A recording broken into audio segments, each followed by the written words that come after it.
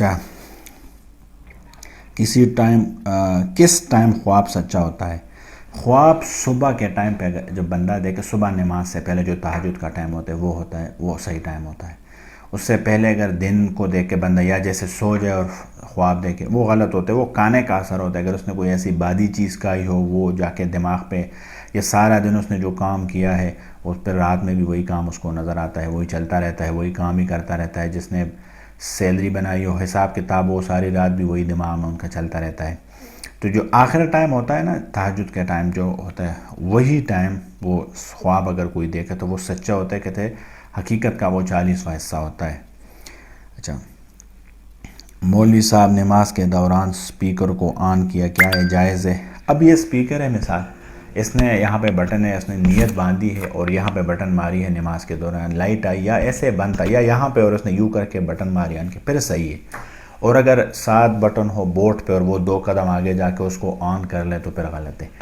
اس کو بولتے ہیں عمل قلیل عمل کثیر. عمل قلیل وہ ہوتا ہے کہ باہر سے اگر کوئی بندہ آئے اور وہ دیکھے اور وہ کہتے ہیں کہ یہ تو نماز پڑھ رہا ہے، کوئی ٹھیک ہے ناک شاک صاف کرتے اس طرح کر رہا ہے، لیکن اس کو اتنا پتہ چلے کہ یہ نماز پڑھ رہا ہے، یہ عمل قلیل میں آتا ہے. اور اگر باہر سے کوئی بندہ آئے اور مطلب یہ اس طرح کر رہا ہے، پڑھ نماز رہا ہے اور یہ کر رہا ہے، یا ٹوپی کے ساتھ لگا ہے، یا یہ مطلب یہ پگڑی کے ساتھ یوں کر رہا ہے، تو جو باہر سے آئے گا وہ تو یہ دیکھے گا کہ یہ تو نماز نہیں پڑھ رہے، تو پتہ نہیں کوئی اپنے آپ کو کوئی سیٹ کر رہا ہے، پگڑی کو سیدھا کر رہا ہے یا ناخن کو یا گھڑی کو سیدھا کر رہا ہے، وہ عمل قلیل میں آتا ہے. اور یہ ایک علماء کہتے ہیں، اور کچھ علماء یہ کہتے ہیں کہ ایک ہاتھ سے جو کام کرے وہ عمل قلیل میں آتا ہے، دونوں ہاتھوں سے جو کام کرے وہ عمل کثیر میں آتا ہے. بہرحال اگر آسانی سے سپیکر آن، جیسے یہاں پہ بٹن تھا آن ہو گیا، یہاں پہ بٹن تھا، کچھ لوگ اس طرح وہ سپیکر ہوتا ہے آن کیا پھر صحیح ہوتا ہے. لیکن اگر زیادہ ادھر بورڈ شورڈ میں بٹن ماری یا نیچے سے لگا لیا تو پھر وہ عمل کثیر میں آتا ہے، اس سے پھر نماز ٹوٹ جاتی ہے. عصر یا عشاء سے پہلے نفلوں کے 2 قاعدہ اولیٰ میں درود شریف پڑھے گا کہ نہیں، اور تیسرے رکعت میں کہاں سے شروع کرے گا؟ بہترین طریقہ نفل کا یہی ہے، چاہے وہ عصر عشاء سے پہلے ہو یا جسی بھی ٹائم ہو، کہ بندہ دوسرے رکعت میں درود شریف پڑھے. عبدہ و رسول و تحیات ختم کر کے درود شریف پڑھے، اللہم صلی اللہم بارک، درود ابراہیمی پڑھے دوسری رکعت میں جو قاعدہ اولیٰ ہوتا ہے. اس کے بعد جب کھڑا ہو جاتے ہیں تیسری رکعت میں، پھر سبحانک اللہم سے سٹارٹ کرے، ولا الہ غیرک، اور سورہ فاتحہ سے. یہ بہترین طریقہ ہے.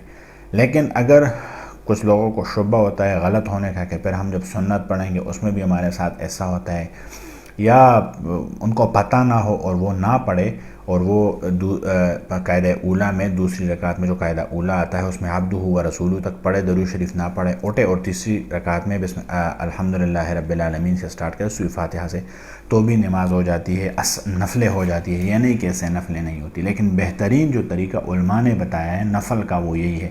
وہ اس کو شفع بولتے ہیں کہ بے شک 4 رکعت پڑھے گا لیکن 2 شفع علیحدہ علیحدہ آ جائے گا. بیسک نفل جو 2 رکعت پڑھتے ہیں اس میں زیادہ ثواب ہے، 4 رکعت پڑھتے اس میں بھی ثواب ہے، لیکن 2 رکعت میں زیادہ ثواب ہے. لیکن اگر ایک بندہ 4 رکعت پڑھے تو اس کو اس طریقے سے پڑھے، قاعدہ اولیٰ میں کے بعد درود شریف، عبدہ و رسولہ کے بعد درود شریف، تیسرے رکعت میں سبحانک اللہم ثنا سے سٹارٹ کرے تو بہتر ہے. اگر نہیں کیا تو بھی نماز ہو جاتی ہے، نفلیں ہو جاتی ہے، یہ نہیں کہ نہیں ہوتا. اچھا، کہتے ہیں کوا حلال ہے یا حرام ہے؟ کوا حرام ہے. اس کا ایک قاعدہ میں بتاتا ہوں. کوا ہو یا کوئی بھی جانور ہو، جو چیز کھاتا ہو اور اس کو پنجوں میں پکڑ کے اور اس طرح منہ سے اس کو نوچتا ہو وہ حرام ہوتا ہے. یہ حرام جانور اس طرح کرتے ہیں. جو حلال جانور ہے وہ کبھی اس میں نہیں پکڑتا، اس میں پنجوں میں نہیں پکڑتا، وہ منہ سے اٹھا کے اس طرح وہ کوشش کرتا ہے یا کسی چیز کے ساتھ رگڑتا ہے اور کاٹتا ہے، تو مطلب چھوٹا کرتا ہے پھر کھاتا ہے، پھر اس طرح کھاتا ہے.